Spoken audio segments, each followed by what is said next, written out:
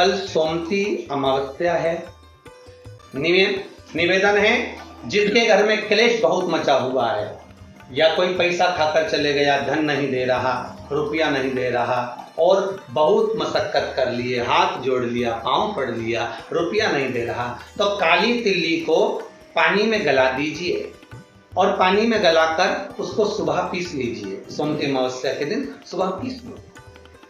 Piece कर एक कटोरी में उसमें पीला चंदन मिला लीजिए, उसको लेकर जाइए। एक लोटे में दूध और जल लेकर जाइए, 5 बेलपत्र लेकर जाइए। शंकर के मंदिर में पहुंचिए। शंकर जी के शिवलिंग को, वो जो तिल आपने पीसी है, उस तिल को आप मिक्सर में मत पीसना, हाथ से कूटिए, या कोई बेलन से या कोई वस्तु से उसको पीसिए, और पीस कर उसका उत्तन तैयार करिए। उसमें चंदन मिलाकर शंकर के शिवलिंग को समर्पित करिए, शंकर के शिवलिंग को लगाइए।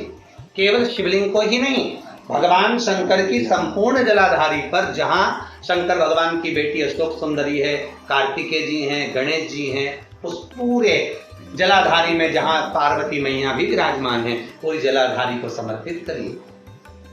समर्पित कर कर त्रिपुंड लगाइए, अपनी 3 उंगलियां उसी चंदन पर फेर दीजिए। फेर कर अपनी कामना कर कर बेलपत्र चढ़ा दीजिए। 5 या 7 बेलपत्र आपके भाव से आप शिव को समर्पित कर दीजिए। समर्पित कर कर हाथ में कलश लेकर, दूध और जल मिला हुआ पात्र लेकर शंकर को समर्पित करिए, और बाबा भोलेनाथ से विनती करिए कि जिस व्यक्ति ने हमारा धन खाया है, जिस व्यक्ति ने पैसा रख लिया, या कोई लेकर चले गया, या कोई ऐसा काम हो गया कि वो धन आ ही नहीं रहा है, बहुत तकलीफ में है, तो बाबा से विनती करो। मुझे पूरी उम्मीद है कि सोमती अमावस्या इस बार आप जो कर रहे हैं, अगली सोमती अमावस्या जब आएगी, इतनी प्रसन्न चित्त में आप ये पूजन करेंगे, वापिस करेंगे, और पूरे परिवार समेत करेंगे। जब आपका धन आ जाएगा, वैभव हो जाएगा, तो आप वापिस उसको धारण करेंगे। फिर नहीं, और लिख के रखना, अगली सोमती को फिर करना। जब सोमती अमावस्या पड़े फिर उसको करिएगा, आपको फल अधिक मिलेगा। सोमती अमावस्या का फल ही यही है कि जिन वर कन्या का विवाह नहीं होता, जिन लड़का लड़की का विवाह नहीं होता, जिन पति पत्नी में आपसी में टकरार चल रहा हो, अदालत तक बात पहुंच गई हो, जिस घर में शांति नहीं रह रही हो, आपस में क्लेश बड़ा मचा हो, ऐसी हो गया मन में कि अब ये तनाव बहुत बढ़ गया है, संबंध टूट जाएगा, तो निवेदन है, सोमती अमावस्या के दिन आप भी सोमती अमावस्या के दिन पीपल के वृक्ष के नीचे जाकर उस पीपल की पूजन कर कर, उस पे कुंकु सिंदूर चंदन समर्पित कर कर कच्चे सूत से 7 परिक्रमा करिए। 7 बने तो 7, वैसे तो 108 लगाओगे तो आपके जीवन में सुखता आएगी। आप 108 फेरी लगाएं, चाहे दाने से लगाएं, चिरंजी से लगाएं, जिससे भी लगाएं, पीपल की पूजन करें, जल अर्चना करें। इतना निवेदन करता हूं कि आपके घर में अशांति नहीं हो सकती, परिवार में प्रेम जरूर करें। मेरा निवेदन, जिन कन्या और वर के विवाह नहीं हो रहे, वो सोमती अमावस्या के दिन जाकर बाबा पीपल के पेड़ की फेरी अवश्य दें। 108 नहीं बने 7 अवश्य दें। पूजन कर कर, दिया लगाकर, घी का दीप प्रज्वलित कर कर बड़े आनंद में पीपल देव का पूजन करें। और निवेदन, जिस व्यक्ति को रोग बहुत हो, चाहे शुगर हो, बीपी हो, या घुटने में दर्द हो, कमर में दर्द हो, या बहुत कष्ट का जीवन निकल रहा हो, यहाँ तक कैंसर जैसी भी बीमारी यदि आपको है, सोमती अमावस्या को मत छोड़ना। निवेदन है, एक पात्र जल जिसमें पीला चंदन, पात्र के जल में एक कलश में जल लीजिएगा, उसमें पीला चंदन घोल लीजिए। पीला चंदन घोलकर उसमें थोड़ी सी काली मिर्ची पीस कर मिला लीजिए। काली मिर्ची को पीस कर डाल दीजिए, और उसमें 7 बेलपत्र उसके अंदर डाल दीजिए। 7 बेलपत्र के साथ में 7 वृक्ष के पत्ते, कोई भी वृक्ष जो आपके पास में हो, 7 वृक्ष के पत्ते उस कलश में डाल दीजिए। घर से निकलते समय पूरे घर का भ्रमण करते हुए, जिस व्यक्ति को रोग बहुत है, उस व्यक्ति का स्पर्श कराते हुए वो जल शंकर भगवान के ऊपर समर्पित कर कर, थोड़ा सा जल बचाकर, पत्तियां सब शिव जी को चढ़ाकर, थोड़ा सा जल बचाकर शंकर की देहली पर चढ़ा दीजिए। शंकर की चौखट पर, भगवान शंकर के शिवलिंग की चौखट पर समर्पित करें। शिवलिंग की चौखट पर समर्पित कर कर उसी जल जो आपने देहली पर चढ़ाया है, उसी जल का भाग थोड़ा सा कटोरी में 1 चम्मच के बराबर लेकर आइए। जो व्यक्ति बीमार है उसके शरीर पर उसको छींटा दीजिए। 3 बार छींटा देना है, सुबह, दोपहर और शाम। उसके बाद में बाबा विश्वनाथ से प्रार्थना करिए। शाम के समय घर के बाहर एक घी का दिया अवश्य लगाइए। मुझे पूर्ण उम्मीद है सोमती अमावस्या श्रावण के महीने की रोग मुक्त करेगी, अधिक फल आपको प्रदान करेगी, सुख का अनुभव कराएगी, आपके जीवन का कल्याण करेगी। और निवेदन, सोमती अमावस्या हमारे जीवन को फलित करने वाली है, सुख देने वाली, आनंद देने वाली, हम उसका लाभ अवश्य लें। जो बच्चे पढ़ने में कमजोर है या कोई विद्या के लिए किसी एग्जाम में बैठ रहे हैं, गवर्नमेंट के एग्जाम में बैठ रहे हैं और बच्चे उस एग्जाम में पास नहीं हो पा रहे हैं या निकल नहीं पा रहे हैं, या कोई टीचिंग के लिए, बैंकिंग के लिए आप अप्लाई कर रहे हो, नहीं हो रहा है, निवेदन है, सोमती अमावस्या कल पड़ रही है, 2 स्वस्तिक आपको बनाना है। कितने स्वस्तिक बनाना है? 2 स्वस्तिक। एक स्वस्तिक कुंकू का पीपल के पेड़ पर बनाना है आपको। पीपल के पेड़ पर बनाने के बाद में जमीन पर, भूमि पर एक घी का दिया लगाना है। दूसरा स्वस्तिक शंकर के मंदिर की चौखट पर आपको बनाना है, किसी भी एक साइड में, चाहे राइट में बनाना है चाहे लेफ्ट में बनाना है। शंकर के मंदिर पर जो स्वस्तिक बनाओगे वो पहले पीपल के वृक्ष के बनाना है। पीपल के वृक्ष के बनाने के बाद में शंकर के मंदिर में शाम के समय आप जाकर स्वस्तिक बना सकते हैं।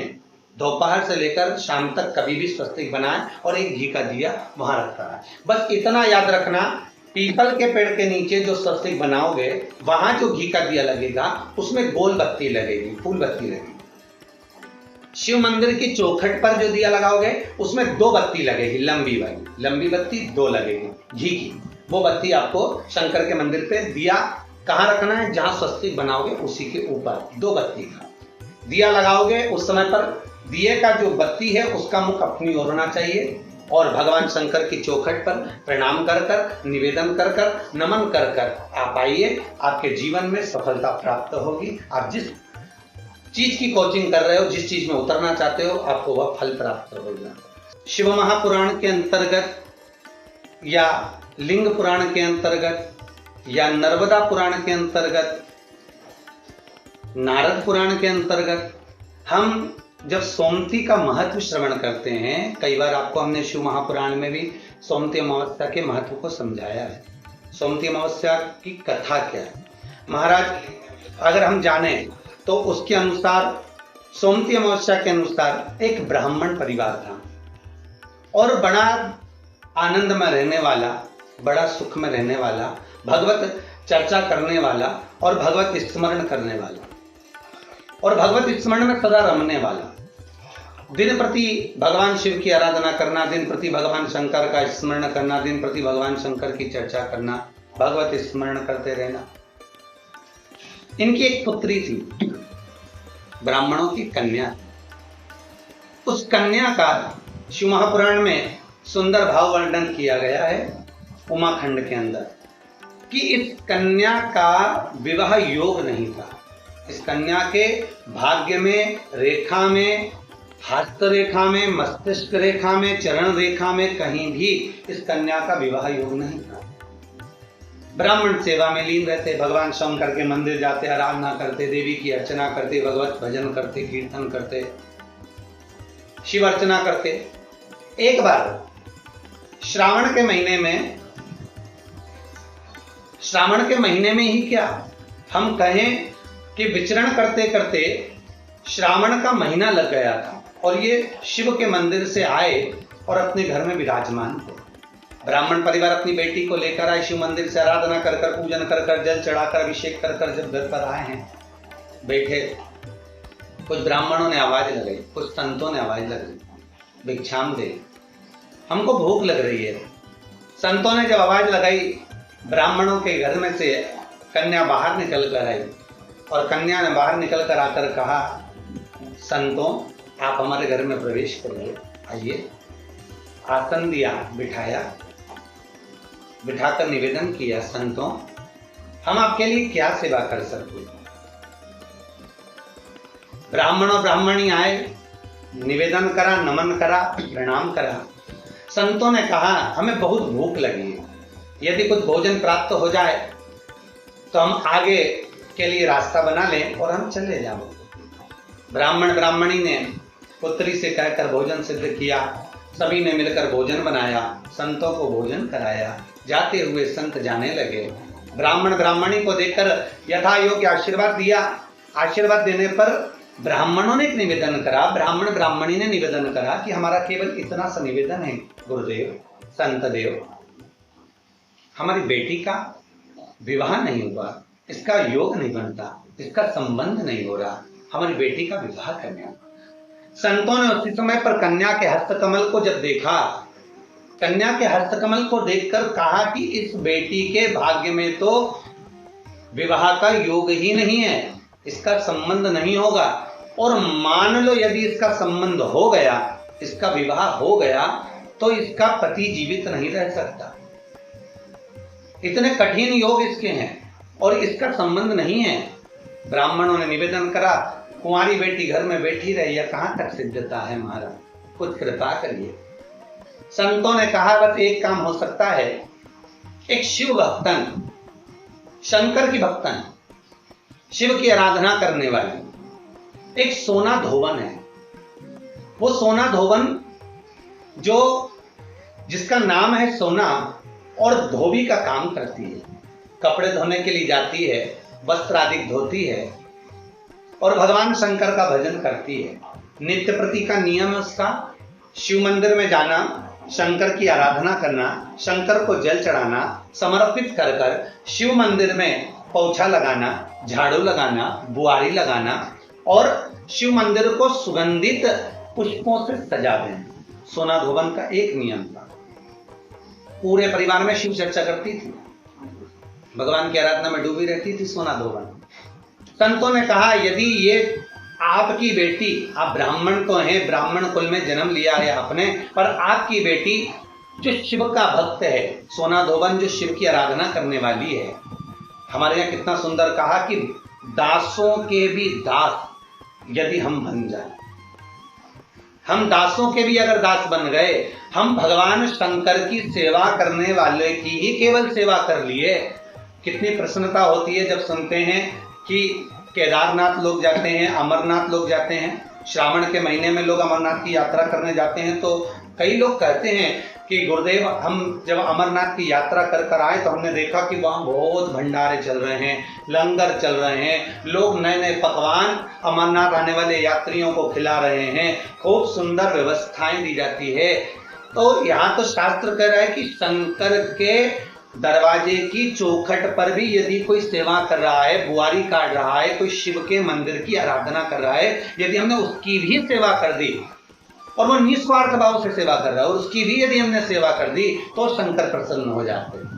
तो संत कह रहे हैं अगर आप ब्राह्मण की पत्नी से कहा कि अगर आपकी पुत्री ये ब्राह्मण कन्या सोना धोवन के यहाँ जाकर अगर सोना धोवन की थोड़ी सी सेवा कर ले, मात्र 7 दिवस तक सेवा कर ले, तो इस कन्या का भाग्य बदल जाएगा। अब सोना धोवन तो सत्संग में लगी रहती, भजन में लगी रहती, शिवाराधना में लगी रहती, नमः शिवाय ओम कहती रहती, उसका नियम नमः शिवाय ओम का स्मरण नित्य प्रति करती, श्री शिवाय नमस्तुभ्यम का जाप करती, शंकर के भजन में डूबी रहती।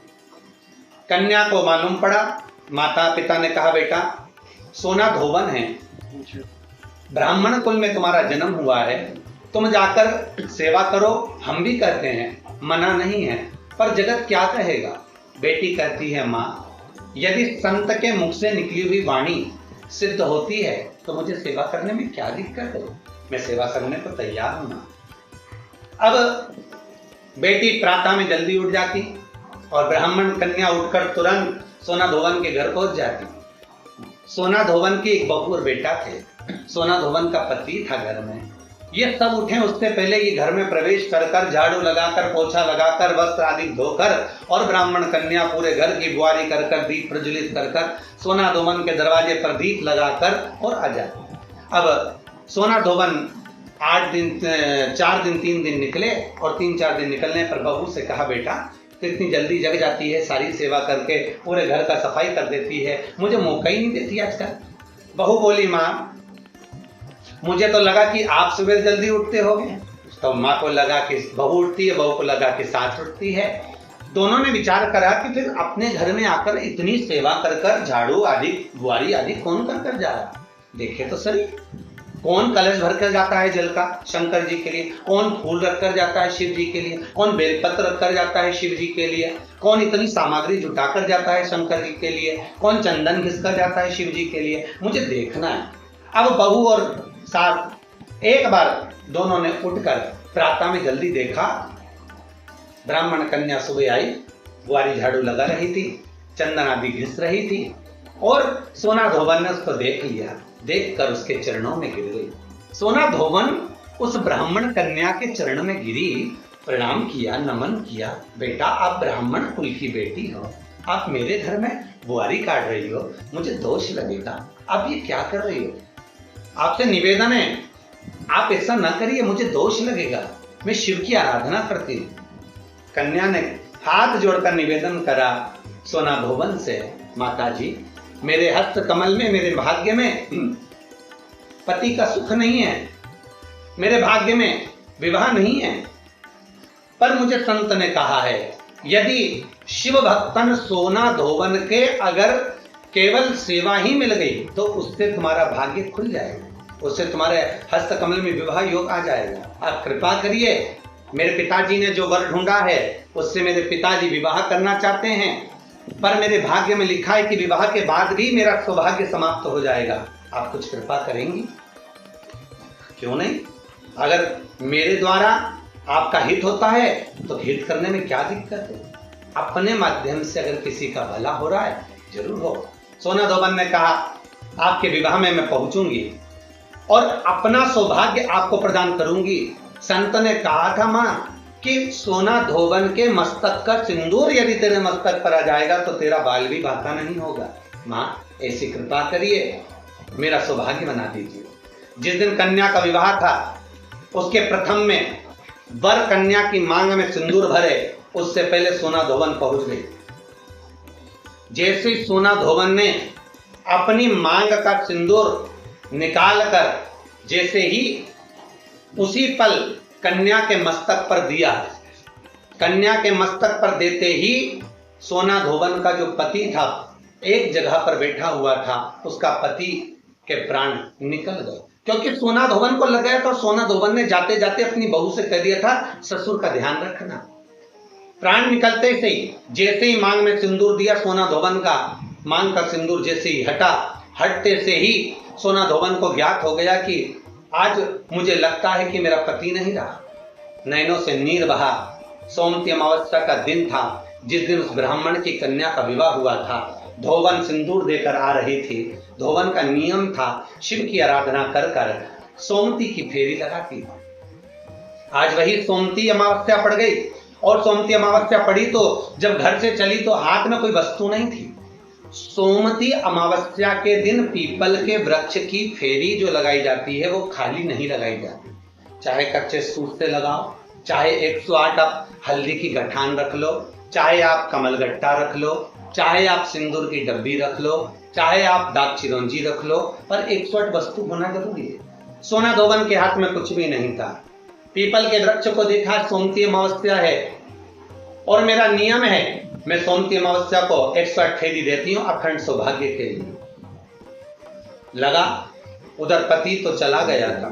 सोना धोबन ने एक ईंट पड़ी हुई थी, ईंट के 108 टुकड़े कर लिए, और ईंट के 108 टुकड़े कर सोना धोबन ने पीपल के वृक्ष के नीचे पहुंचकर, पीपल देव में जिसमें 52,000 ब्राह्मणों का वासा होता है, जिस पीपल में सारी सिद्धियां प्राप्त होती है, जिस पीपल में स्वयं लक्ष्मी नारायण के साथ निवास करती है, जिस पीपल में स्वयं सूर्यदेव शनि महाराज और यमराज को विराजमान करते हैं, उस पीपल में जिसमें ब्रह्मा विष्णु शिव सदा निवास करते हैं, ऐसे पीपल की जब फेरी लगाना सोना धोबन ने चालू करी तो महाराज शिव महापुराण की कथा कहती है, सुंदर नर्मदा पुराण की कथा कहती है, 108 ईंट की खोड़ से, ईंट के टुकड़े से जब सोना धोबन की फेरी पूर्ण हुई, जैसी पूर्ण होती है, सोना धोबन अपना पल्लू पसार के प्रणाम जैसी करती है, पीपल के वृक्ष पर जो सिंदूर लगा था, सोना धोबन ने जैसे अपनी मांग में भरा, वैसे उसका पति वापस जीवित हो गया,